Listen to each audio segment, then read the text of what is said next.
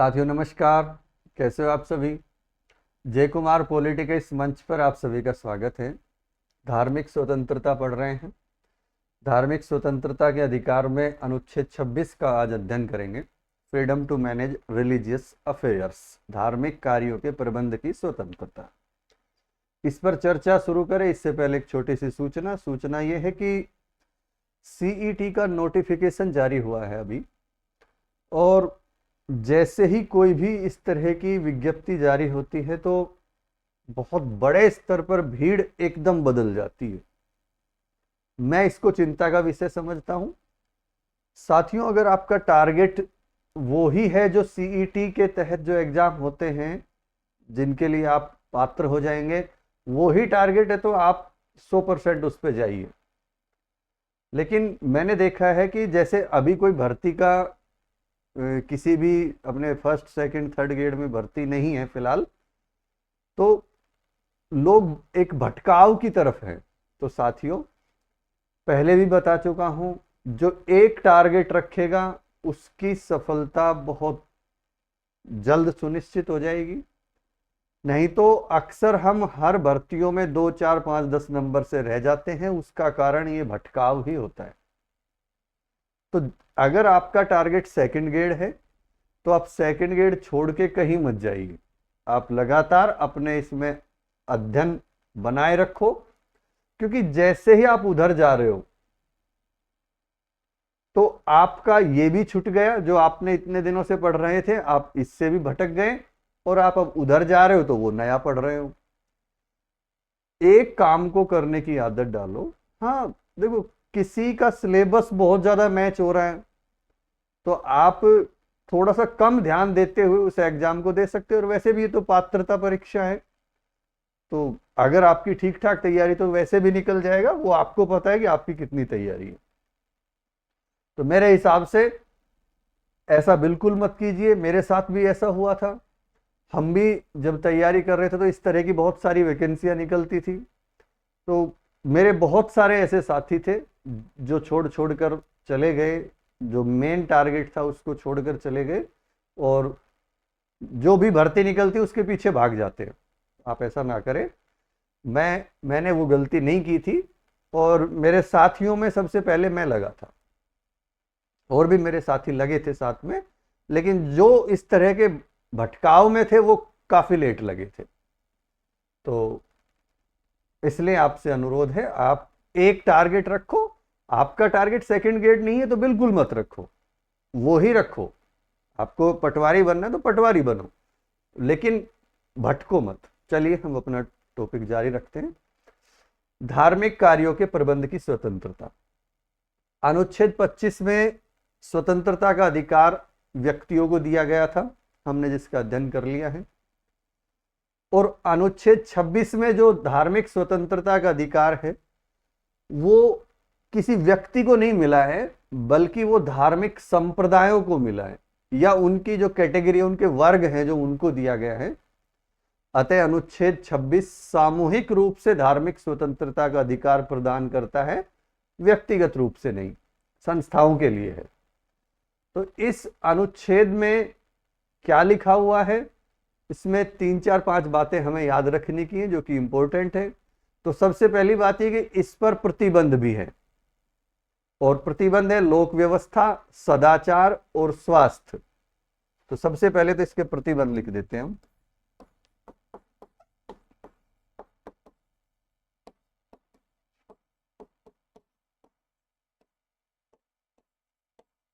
लोक व्यवस्था,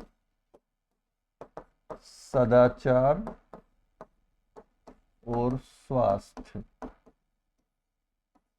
इन तीनों के अधीन रहते हुए स्वतंत्रता मिलेगी, जो हम अभी जिस पर चर्चा करेंगे। तो ये जरूर ध्यान रख लेना कि इस पर प्रतिबंध भी है। डायरेक्ट प्रश्न जो शुरू में आते थे कि केवल अनुच्छेद 26 का एक टाइटल पढ़ लिया, बस उसी से संबंध कि प्रबंध नाम देख लिया, कहीं भी धार्मिक कार्य का प्रबंध है तो अनुच्छेद 26 कर दो, वो ट्रेंड लगभग जा चुका है। प्रश्न किसी भी तरह के आज भी आ सकते हैं, कोई गारंटी नहीं है।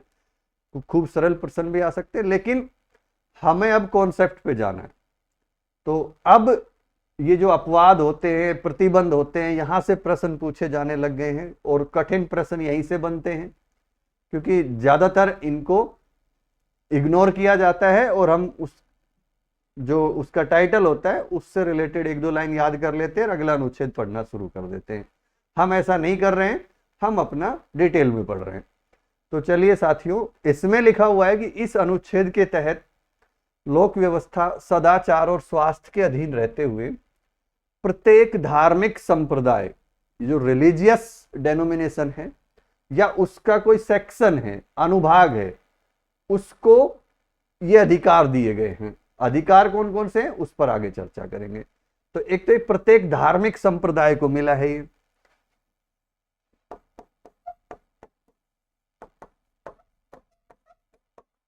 आज लिखने का टाइम नहीं था पहले, इसलिए अपन साथ साथ ही लिख रहे हैं।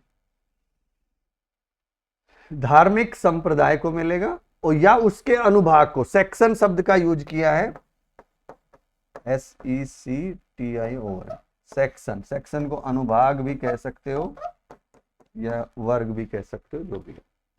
इसमें यह है कि एक तो धार्मिक, इन सब के अधीन रहते हुए किसी धार्मिक संप्रदाय को या उसके अनुभाग को धार्मिक या धर्मार्थ उद्देश्य के लिए, रिलीजियस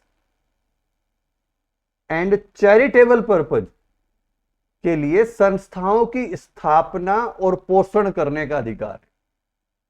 ध्यान रखना, धार्मिक और धर्मार्थ उद्देश्य, धर्मार्थ को यहां चैरिटेबल लिखा हुआ है, चैरिटेबल पर्पज। और चैरिटी आप समझते ही हैं, चैरिटेबल जो संस्थान होते हैं वो लगभग सेवा भाव से काम करते हैं, लाभ कमाना उनका उद्देश्य नहीं होता है। तो धार्मिक या धर्मार्थ उद्देश्यों के लिए संस्थाओं की स्थापना और पोषण करने का अधिकार मिला हुआ है। एक इस मामले में कोर्ट में केस गया, अजीज बासा बनाम भारत संघ, 1967 की बात है। इसमें सुप्रीम कोर्ट ने कहा था कि कोई भी जो धार्मिक समुदाय है उसी संस्था का पोषण कर सकता है, पोषण का मतलब मेंटेन कर सकता है उसको, जिसकी वो स्थापना करता है। क्योंकि अलीगढ़ मुस्लिम विश्वविद्यालय की स्थापना एक अधिनियम के तहत हुई थी, संसद के अधिनियम के द्वारा, तो इसलिए मुसलमानों के द्वारा इसके पोषण का दावा नहीं किया जा सकता, क्योंकि मुसलमानों के द्वारा इसकी स्थापना नहीं की गई है। तो जो उसकी स्थापना कर रहा है उसको ही उसके पोषण का अधिकार है। ये नहीं है कि ये जैसे अलीगढ़ मुस्लिम विश्वविद्यालय है तो ये मुस्लिम धर्म के लोगों का संस्थान हो गया या उन्हीं का पोषण करने का अधिकार है। ऐसा अजीज बासा बनाम भारत संघ 1967 के मामले में सुप्रीम कोर्ट ने ये निर्देश दिए थे। तो ये भी हमें ध्यान रखना है, काम की चीज हम लिखवा देंगे, बहुत ज्यादा चीजें भी नहीं लिखवाएंगे, चर्चा कर लेते हैं, लिखवाते टाइम हम देख लेंगे कौन सी जरूरत की है कौन सी नहीं है। इसमें अनुच्छेद 26 में एक और बात कही गई है कि अपने धर्म विषयक कार्यों का प्रबंध करने का अधिकार, right to manage its own affairs in matters of religion. धर्म विषयक कार्य का मतलब है जैसे पूजा अर्चना की रीति है, धार्मिक समारोह अनुष्ठान का आयोजन करना है, जैसे हम देखते हैं हिंदू धर्म के अनुसार देवता को भोग चढ़ाना, समय समय पर समारोह आयोजित करना, भजन कीर्तन करना, ये सब धर्म के ही अंग हैं। इन कार्यों के लिए पुजारी या सेवक की नियुक्ति करना, तो अपने धर्म विषय से धर्म के जो विषय है, धर्म विषयक कार्य है, उनके प्रबंध करने का अधिकार भी उस समुदाय को, प्रत्येक धार्मिक समुदाय को मिल जाता है। एक बात और ध्यान रखने की इसमें ध्यान रखने की जरूरत है, इसमें एक शब्द लिखा है जंगम और स्थावर संपत्ति। जंगम और स्थावर, ये मूवेबल, ये इमूवेबल। साधारण भाषा में तो चल अचल संपत्ति कहेंगे इसको, लेकिन संविधान में ये शब्द लिखे हुए हैं, तो आप कहीं भी कंफ्यूज होने की जरूरत नहीं है आपको कि जंगम क्या होता है, स्थावर क्या होता है। या तो उसका इंग्लिश वर्जन देखना, नहीं तो हो सकता है चल अचल संपत्ति भी लिखा हो। तो चल अचल संपत्ति या जंगम और स्थावर संपत्ति का अर्जन और स्वामित्व का अधिकार दिया गया है। अर्थात भाई चल अचल संपत्ति को आप अर्जन कर सकते हो उसका, और उसके स्वामित्व आपका उस पर अधिकार रहेगा। किसका? धार्मिक संप्रदाय का, समुदाय का, ना कि व्यक्ति विशेष का। तो यहां पर एक बात आती है कि जो संपत्ति का अधिकार है, क्या वो मूल अधिकार है? तो हमने पहले पढ़ा कि अनुच्छेद 19 में संपत्ति का अधिकार था, जो 19 के एक खंड में, उसको हटा दिया था। इसके बाद हम पढ़ेंगे अनुच्छेद 31, जब 30 के बाद 31 आएगा तो उसमें भी आएगा कि संपत्ति का अधिकार जो पहले 31 में था वो हटा दिया, अनुच्छेद 300 क में चला गया, जो कि एक विधिक अधिकार बना दिया है। लेकिन यह ध्यान रखना है यहां पर कि संपत्ति का अधिकार एक व्यक्ति के लिए तो मूल अधिकार नहीं है, लेकिन धार्मिक जो संप्रदाय है उनके संबंध में आज भी संपत्ति का अधिकार मूल अधिकार है, जिसको आगे पढ़ेंगे अपन। तो यहां पर यह बात याद रखने की है। हां, इस मामले में भी एक, इससे संबंधित भी एक सर्वोच्च न्यायालय में एक मामला गया था 1994 में, डॉक्टर एम इस्माइल फारूकी बनाम भारत संघ। इस मामले में सर्वोच्च न्यायालय ने कहा था कि जो अनुच्छेद 26 के तहत जैसे मंदिर है, मस्जिद है, चर्च है, ये अचल संपत्तियां हैं और ये धर्म का अनिवार्य घटक नहीं है। ध्यान रखने की बात है। इस प्रकार मतलब राज्य अचल संपत्तियों का अधिग्रहण कर सकता है। न्यायालय ने यह भी कहा था कि किसी भी धर्म की अचल संपत्ति का अधिग्रहण केवल विशेष परिस्थितियों में ही बड़े जनहित में ही किया जाना चाहिए। हम देखते हैं कोई हाईवे बन रहा है, बीच में कोई मंदिर आ गया, मस्जिद आ गया, कोई और धार्मिक संस्थान आ गया, तो ऐसे, और उसको बड़ा हाईवे है, उसको ऐसे मोड़ना भी वहां जायज नहीं है, तो फिर उनको हटाने का अधिकार है या उसका अधिग्रहण करने का अधिकार है। तो ये यहां पर एक बात याद रखनी है, वैसे चल अचल संपत्ति का अधिकार मिला हुआ है धार्मिक संप्रदाय को। और एक बात यहां पर और याद रखनी है कि जो ये संपत्ति है, ऐसी संपत्ति के विधि के अनुसार प्रशासन करने का अधिकार भी होगा। जो धार्मिक संप्रदाय को अपनी संपत्ति का विधि के अनुसार प्रशासन करने का भी अधिकार होगा। तो बस ये याद रख लेना अनुच्छेद 26 में कि अनुच्छेद 26 के तहत मिले हुए अधिकार पर लोक व्यवस्था, सदाचार, स्वास्थ्य के आधार पर प्रतिबंध लगाया जा सकता है, क्योंकि उन प्रतिबंधों के साथ ही इसको दिया हुआ है। इससे संबंधित एक प्रश्न पूछा जा सकता है आपसे, सिंपल सा, कि कौन सा अनुच्छेद है जो सामूहिक रूप से धार्मिक स्वतंत्रता के अधिकार की रक्षा करता है? तो आप सीधा उत्तर दे सकते हो अनुच्छेद 26। तो एक छोटी सी चर्चा थी, बहुत बड़ा टॉपिक था नहीं, तो इस पर आप हेडिंग डालिए, लिखना शुरू कीजिए। अनुच्छेद 26, धार्मिक कार्यों के प्रबंध की स्वतंत्रता, freedom to manage religious affairs. लिख लो। अनुच्छेद 25 में धार्मिक स्वतंत्रता का अधिकार व्यक्तियों को दिया गया है, जबकि अनुच्छेद 26 में धार्मिक स्वतंत्रता का अधिकार धार्मिक संप्रदायों या उनके वर्गों को दिया गया है। अतः अनुच्छेद 26 सामूहिक रूप से धार्मिक स्वतंत्रता का अधिकार प्रदान करता है। नेक्स्ट लिखो। ये तो मैंने अपनी तरफ से बात लिखवा दी, अब संविधान में क्या लिखा है वो लिखिए। इस अनुच्छेद के तहत लोक व्यवस्था, सदाचार और स्वास्थ्य, पब्लिक ऑर्डर, मोरालिटी और हेल्थ के अधीन रहते हुए प्रत्येक धार्मिक संप्रदाय या उसके अनुभाग को निम्न अधिकार है। प्रत्येक धार्मिक संप्रदाय, रिलीजियस डेनोमिनेशन, या उसके अनुभाग, अनुभाग की जगह सेक्शन जरूर लिख लो ब्रैकेट में, इंग्लिश वर्जन, को निम्न अधिकार है।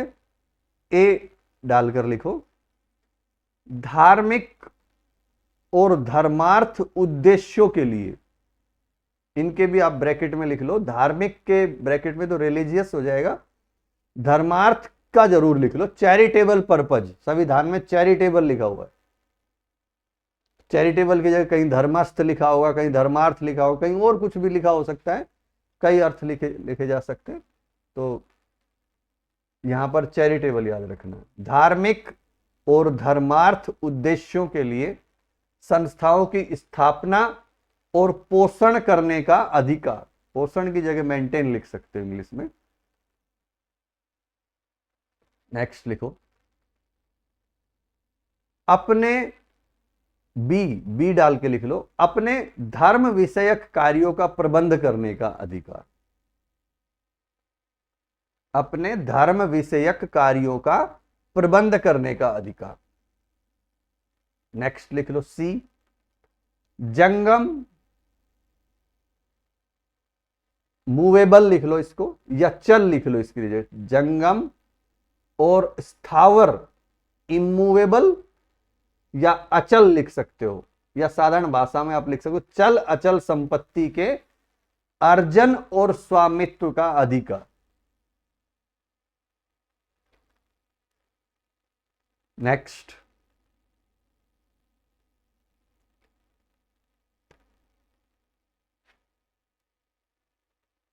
नोट, वर्तमान में संपत्ति का अधिकार एक व्यक्ति के लिए मूल अधिकार नहीं है, लेकिन धार्मिक संप्रदाय के संबंध में संपत्ति का अधिकार मूल अधिकार है। हालांकि इस बारे में भी प्रतिबंधों का वर्णन है, लेकिन इतना डिटेल में अपने को जाने की जरूरत नहीं है। देखो नेक्स्ट,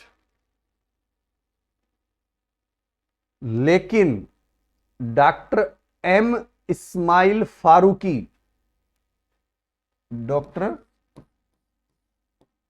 एम इस्माइल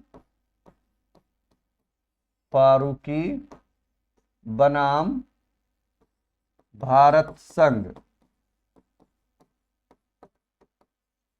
1994 मामले में सर्वोच्च न्यायालय ने कहा कि अनुच्छेद 26 के तहत मस्जिद, मंदिर और चर्च अचल संपत्तियां हैं और यह धर्म का अनिवार्य घटक नहीं है। इस प्रकार राज्य अचल संपत्तियों का अधिग्रहण कर सकता है। नेक्स्ट, या इसी में लिख सकते हो, न्यायालय ने यह भी एक लाइन और लिखो, न्यायालय ने यह भी कहा कि किसी भी धर्म की अचल संपत्ति का अधिग्रहण केवल विशेष परिस्थितियों में बड़े जनहित में ही किया जाना चाहिए।